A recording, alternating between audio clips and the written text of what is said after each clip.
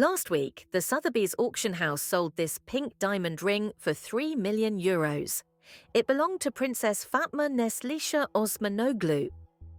Star tiara with rubies and diamonds based on the festoon type, topped with 6 removable elements in the form of stars. It belonged to Infanta Maria Teresa of Spain, Princess of Bavaria by marriage, sister of King Alfonso III. Very little is known about this decoration.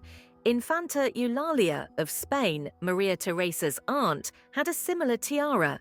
It is often found on the internet under the name Württemberg Ruby Star Tiara. In accordance with the last will of Wallis, the Duchess of Windsor, her luxurious jewelry collection was sold at auction, and the proceeds mostly went to the Pasteur Institute. Since then, jewelry has been periodically put up for sale.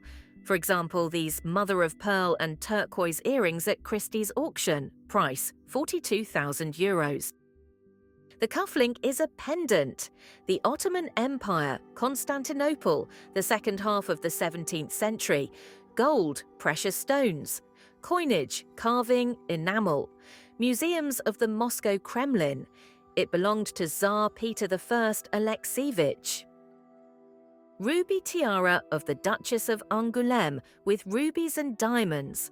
It is part of a parure that also includes a coronet, comb, necklace, earrings, belt jewelry, and bracelets. It was created by the court jewelers Menier and Bapst in 1816 by order of the King of France and Navarre Louis XVIII for his niece, Princess Marie Thérèse of France, Duchess of Angoulême. The jewelry of the French crown was used in the manufacture, in particular, the jewelry of Empress Marie Louise. The entire bill took about 400 rubies and more than 6,000 diamonds. Later, additional changes were made so that the Duchess could wear the parure at the coronation of her father-in-law Charles X in 1826. Swedish topaz necklace with topaz and diamonds, consisting of 9 links with 3 pendants. The beginning of the 19th century. It is part of a half necklace that also includes earrings and 2 brooches. The set was originally a wedding gift for Grand Duchess Maria Pavlovna, who married Crown Prince Karl Friedrich of Saxe-Weimar-Eisenach. The necklace and other jewelry were inherited by their daughter, Princess Augusta of Saxe-Weimar-Eisenach, married to the German Empress and Queen of Prussia, then passed to her daughter, Princess Louise of Prussia, married to the Grand Duchess of Baden. Louise gave them to her daughter, Princess Victoria, the married Queen of Sweden. When she died in 1930, the jewelry went to the Bernadotte Family Foundation. Since then, the necklace has been worn by various members of the royal family, especially Queen Sylvia. Prussian topaz tiara with pink topaz and diamonds, set in gold and silver. It is part of a parure that also includes earrings, a necklace, a brooch, and a ring. The beginning of the 19th century, it belonged to Queen Louise of Prussia, née Duchess of Mecklenburg-Strelitz. The jewels were inherited by the Queen's youngest daughter, Princess Louise of the Netherlands, followed by her eldest daughter, Queen Louise of Sweden and Norway. The tiara was passed down from generation to generation through the direct female line until 2009, when Queen Louise's great-granddaughter, Princess Louise Victoria of Prussia, died without having any daughters. The jewelry was purchased by the Albion Art Institute, which owns it to this day. In 2024, the miniature was exhibited at an exhibition in Paris. Hohenlohe is a Langenberg flower tiara in the form of flowers and inflorescences with topaz and diamonds. It belonged to Princess Margarita zu Hohenlohe-Langenburg, née Princess of Greece and Denmark, who wore the tiara to the wedding ball of Archduke Ferdinand of Austria and Countess Helena zu Thering-Jettenbach in 1956. Her daughter, Princess Beatrice, appeared in the jewelry at least twice at various events.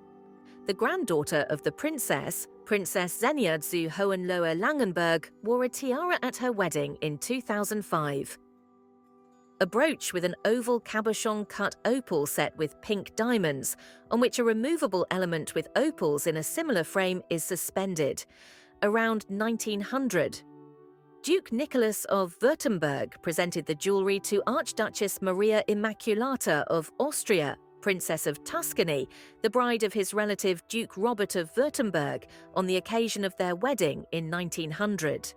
The marriage remained childless, so the brooch and other jewelry were inherited by the family of Duke Robert's nephew, Duke Albrecht Eugene of Württemberg.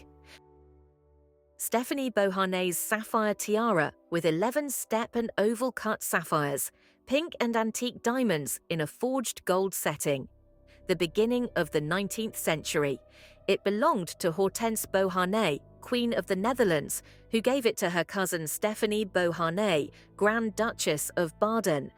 After Stephanie's death, the jewelry was inherited by her daughter, Princess Josephine von Hohenzollern, and was preserved by her descendants for several generations.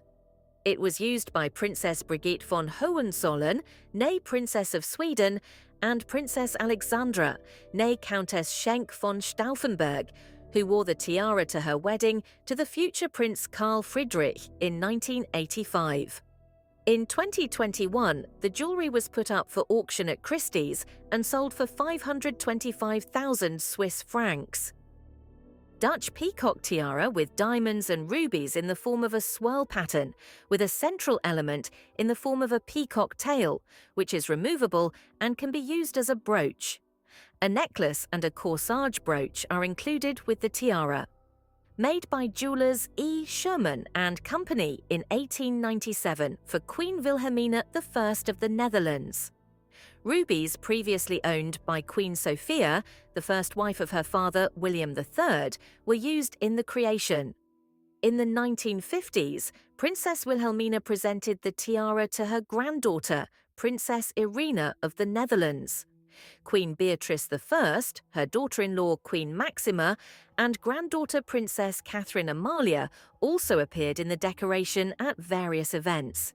It is possible that it is currently owned by the foundation of the Orange-Nassau family.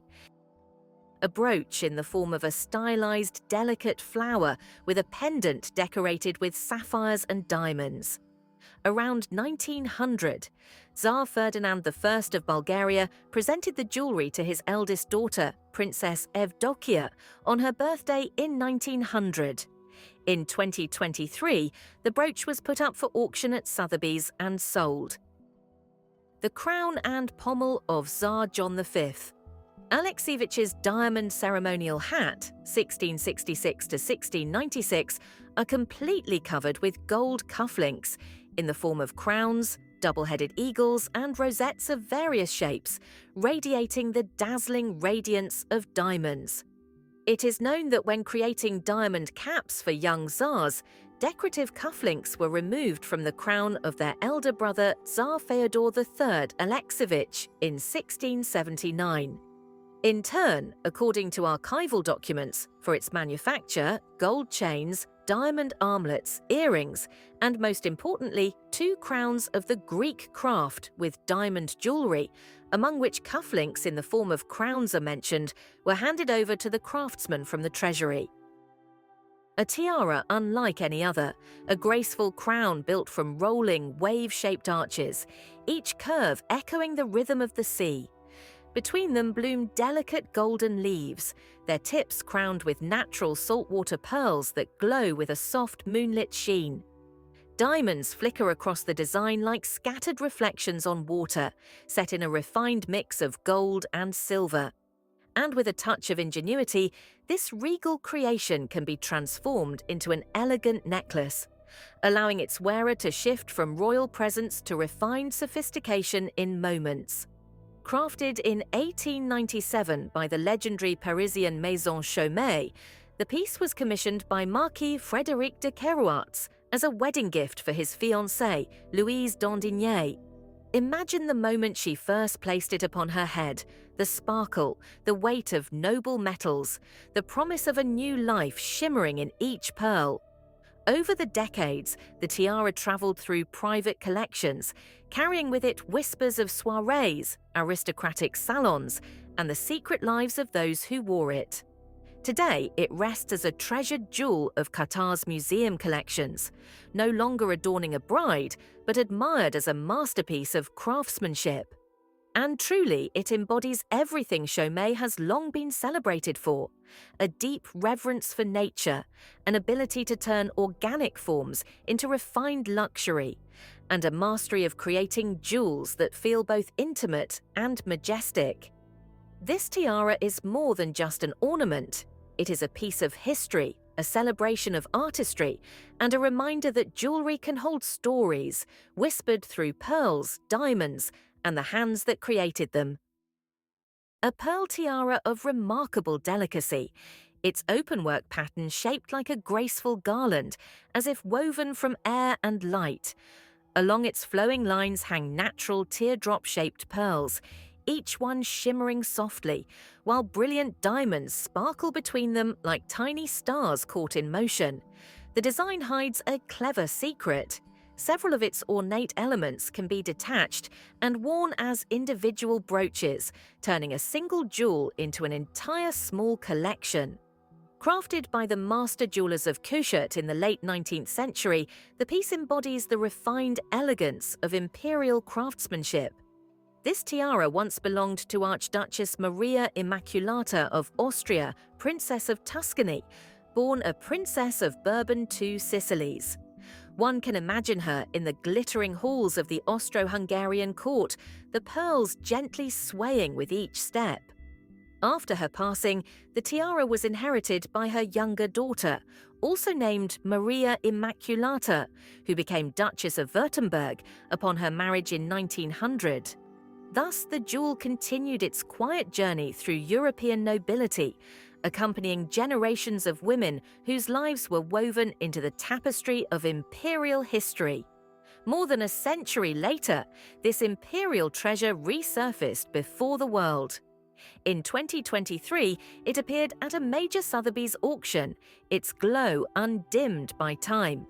And as the final bid was struck, the tiara began a new chapter, leaving behind royal courts and entering the hands of a new guardian. A piece of beauty, heritage, and transformation, still whispering the stories of the women who once wore it. A breathtaking opal tiara, sculpted as a rhythmic sequence of acanthus leaves curling into elegant scrolls, rising from an airy, lace-like band. Each leaf glitters with antique cushion-cut and round-cut diamonds, their cool brilliance warmed by subtle accents of pink diamonds. At the very top sit earlier, removable opals, glowing softly like captured dawnlight, each framed in a delicate halo of pink stones. Crafted around 1900 by the Saxon court jeweler Erlenmeyer, the piece is a masterclass in both opulence and poetic design. This tiara began its journey as part of a lavish parure, complete with brooches, pendants, and a bracelet, presented as a wedding gift to Archduchess Maria Immaculata of Austria, Princess of Tuscany, in 1900.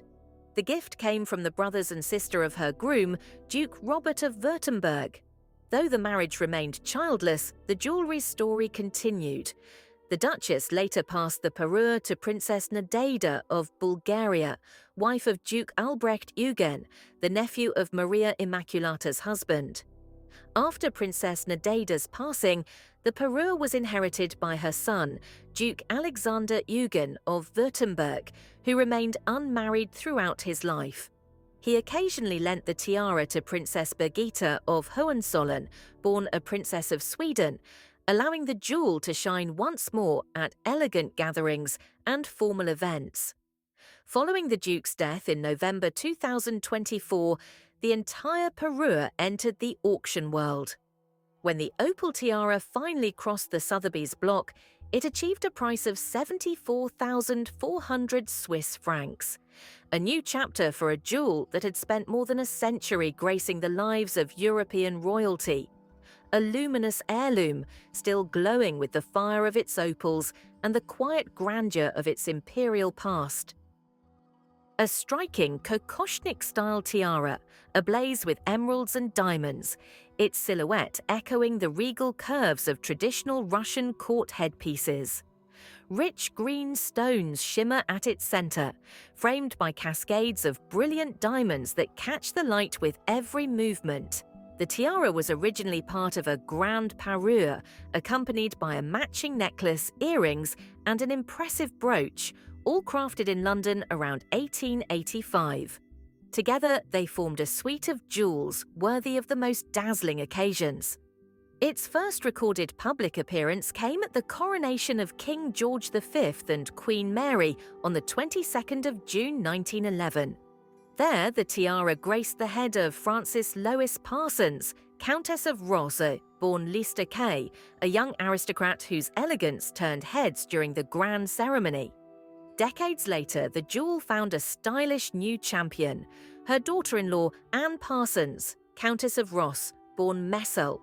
Known for her impeccable taste and lively social presence, Anne wore the tiara at numerous high-profile events, including the coronation of King George VI in 1937 and the coronation of Queen Elizabeth II in 1953. But its public life did not last forever. Shortly after the death of the 6th Earl of Rosse in 1979, the tiara and its companion jewels were sold at Christie's. From that moment, the emerald Kokoshnik slipped quietly out of sight, disappearing into a private collection, its whereabouts unknown. Today, it lives on only in photographs and memories, its vivid emerald glow and elegant lines remembered as one of the most striking aristocratic jewels of its era. A vanished treasure waiting, perhaps, to shine again. A luminous gold tiara, adorned with pearls, enamel, and exquisite cameos, each one crafted with delicate glass micro-mosaic work. Its design blends imperial refinement with artistic detail, shimmering beads of pearl, rich enamel accents, and miniature scenes captured within the camos like tiny painted worlds. The tiara forms part of a splendid parure, accompanied by a hair comb, a matching necklace, and elegant earrings, a complete ensemble fit for an empress. Created in 1811 by the master jewelers of Chaumet, this extraordinary piece was presented as a personal gift from Emperor Napoleon I to his second wife, Empress Marie-Louise of Austria. It is believed to have been offered around the time of the birth of their long-awaited heir, a moment of immense political and personal significance for the imperial couple. One can imagine the young empress wearing it for ceremonial portraits, the warm glow of gold framing her features, while the micro-mosaics told stories of classical beauty and imperial destiny. Today, this historic jewel has found a peaceful home far from the glittering halls of the French Empire. It resides in the collection of the Museum of Decorative Arts in Prague, where visitors can admire its craftsmanship up close. Though centuries have passed, the tiara still carries the quiet power of its origin, a symbol of love, empire, artistry, and the enduring beauty of jewels that preserve the memory of an age long gone. A refined silver coronet, created for a countess, shimmering with soft, lustrous pearls and crisp, sparkling diamonds. Made around 1880, it captures the restrained elegance of late 19th century aristocratic style.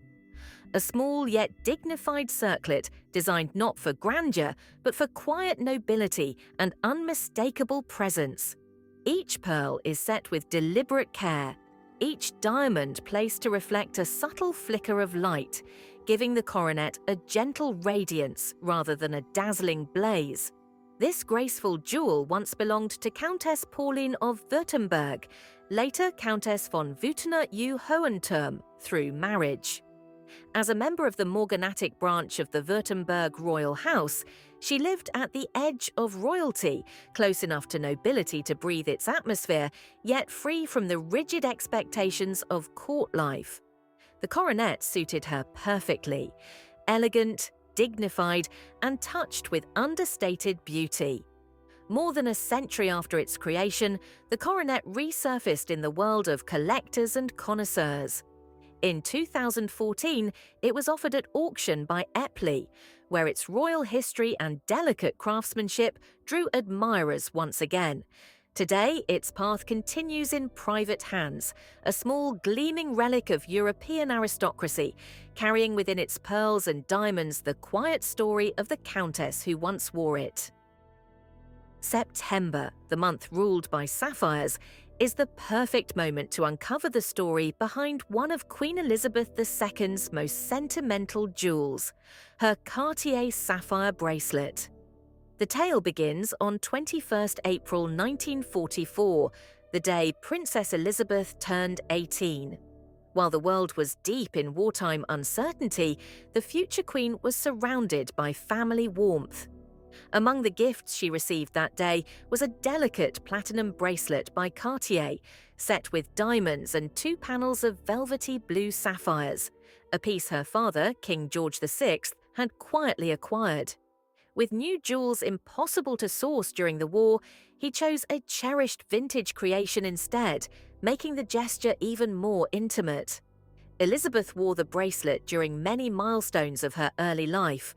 It gleamed on her wrist at the christening of Princess Anne in 1950, slipped gracefully over her glove during the coronation tour of the Commonwealth in 1953 to 1954, and sparkled again at public events throughout the 1950s. Paired with sapphire brooches and pearl necklaces of imperial provenance, the bracelet became a subtle but constant companion through her transformation from princess to monarch. As years passed, the piece appeared less often, yet never lost its emotional depth. Today, thanks to King Charles III, the bracelet is on display at the Victoria and Albert Museum in London. Seen up close, it feels less like royal regalia and more like a personal diary written in gemstones. Each sapphire a memory, each diamond a quiet moment of strength. What makes this bracelet extraordinary is not its grandeur, but its sincerity. It reflects the human side of the monarchy, a father's love, a young woman's journey, and a lifetime of duty carried with grace. To witness it in person is to step into the private world of Queen Elizabeth II, where history and emotion intertwine in a single, luminous jewel. This striking ensemble, a grand tiara, a pendant necklace, and ornate earrings, is wrapped in an air of mystery. Its earliest known wearer was Victoria Adelaide of Schleswig-Holstein, who donned the turquoise jewels around the time of her marriage to Prince Charles Edward, Duke of Saxe-Coburg and Gotha, and Duke of Albany, grandson of Queen Victoria. Though the parure's origins remain uncertain, many believe it was a wedding gift from her groom or her parents. The tiara and necklace appeared in a series of portraits captured soon after Victoria Adelaide's wedding, their vivid blue stones glowing against her regal silhouette. After the ducal throne was dissolved following World War I, the jewels remained in the Duchess's personal possession. She wore them again in 1932 at the wedding ball of her daughter, Princess Sibylla, to Crown Prince Gustav Adolf of Sweden, a brilliant reappearance of the family's turquoise crown. Throughout the 1930s, the parure continued to grace her official portraits. Yet after the Second World War, financial strain and inheritance disputes forced the family to part with numerous jewels. Miraculously, the turquoise parure, along with the Duchess of Albany's diamond necklace, remained in the family vaults. For decades, the turquoise suite disappeared from public view, until hereditary Princess Kelly revived it. With her characteristic poise, she introduced the parure to a new era of royal glamour. Its dazzling modern debut came at Crown Princess Victoria of Sweden's wedding in 2010. Kelly wore the tiara again at the 2011 Prussian royal wedding, then at Princess Madeleine's wedding in 2013, and later at the gala celebrating King Carl XVI Gustav's 70th birthday in 2016. Most recently, in 2022 and 2023, the turquoise jewels once again illuminated royal celebrations in Germany, Denmark, and Bavaria, proving that this historic parure still holds a place of honor in Europe's grandest halls. Rescued, cherished, and reborn on the world stage, the turquoise parure of Saxe-Coburg and Gotha continues to shine, a jewel with a past as rich as the dynasty it represents, and a future made even brighter by Princess Kelly's elegant stewardship. Last December marked the 60th anniversary of the passing of Consuelo Vanderbilt, Duchess of Marlborough, a woman whose jewelry collection could rival any royal treasury. Among her treasures, one piece stood out above all: the stunning diamond tiara by Boucheron, a wedding gift that became a symbol of elegance, power, and transatlantic glamour. Consuelo Vanderbilt was the embodiment of two worlds colliding: American wealth and British aristocracy. Married to the 9th Duke of Marlborough to save Blenheim Palace, her union was as strategic as it was glamorous. Though the marriage produced 2 sons, it was famously unhappy, ending in a high-profile divorce in 1926. Later, she found love with French aristocrat and aviation pioneer Jacques Balsan, living her remaining years between France, Florida, and New York. The Boucheron tiara, however, tells a story of its own, described as a sparkling masterpiece crowned with 19 pear-shaped diamonds like drops of dew on delicate leaves. It was Consuelo's choice for her first official appearance at Queen Victoria's court. She wore it with grace during a Russian visit, where it shone at the Winter Palace Ball, and again at King Edward VII's coronation in 1902, paired with the iconic Vanderbilt pearls cascading over her gown. Even after her divorce, the tiara remained central to her public persona. At the coronation of King George V and Queen Mary in 1911, she appeared resplendent, adorned with the family jewels, Boucheron's tiara at the heart of the ensemble. Tragically, after World War I, economic pressures forced the sale of many of her treasures. The Boucheron tiara was auctioned at Christie's in 1919 for £23,000 to S.H. Harris & Son on Bond Street, destined for the refashioning of its diamonds. Yet, even as the physical jewel passed on, the legacy of its beauty, the elegance of Consuelo Vanderbilt, and the craftsmanship of Boucheron remains timeless. This tiara is more than diamonds and design. It is a testament to a woman who bridged continents, cultures, and centuries with style, resilience, and unparalleled grace. Among royal families, intrigue often intertwines with elegance. One such jewel, a pearl and diamond tiara, once graced the head of Queen Marie Henriette of Belgium, wife of King Leopold II. This exquisite tiara features a lattice base adorned with large, luminous pearls, topped by a delicate row of pear-shaped pearls and diamonds, capturing light like morning dew on regal leaves. Believed to have been a wedding gift when Marie Henriette married in 1853, the tiara became a signature element of her regal portraiture through the 1860s, 70s, and 80s. Though she later stepped back from public duties, the tiara endured, passing to her daughter, Princess Clementine. Inheriting the jewel after her mother's death in 1902, Clementine showcased it for her own wedding to Prince Victor Napoleon at Moncalieri Castle. The princess continued to wear the tiara at high-profile European events, from royal weddings to grand state ceremonies. She appeared in it during the marriage of Belgian heir Prince Leopold to Princess Astrid of Sweden in 1926, and again at the wedding of Italian heir Prince Umberto to Princess Marie-Josée of Belgium in 1930. In each instance, the tiara highlighted not only her lineage, but the artistry and enduring beauty of her mother's jewels. Over time, the tiara seems to have left public view. Later princesses, including the subsequent Princess Napoleon, chose different pieces for formal occasions, and this unique pearl and diamond tiara of Marie Henriette was never worn again. Though its current whereabouts remain unknown, its legacy lives on in portraits and stories, a luminous emblem of 19th century Belgian elegance, family heritage, and the enduring allure of regal jewels. Step into the treasure trove of Queen Mother Eleanor of Romania, where some of Europe's most exquisite jewels once resided. Among them, one piece stands out for both design and history: the dazzling diamond Greek key tiara. Originally part of a Kokoshnik owned by Grand Duchess Victoria Melita of Russia, the tiara survived the upheavals of the Russian Revolution. Facing financial difficulties, Victoria sold several jewels, and the tiara found its way to Queen Maria of Romania, who had lost much of her own collection during World War I. She gifted it to Princess Eleanor of Greece, the future Crown Princess of Romania.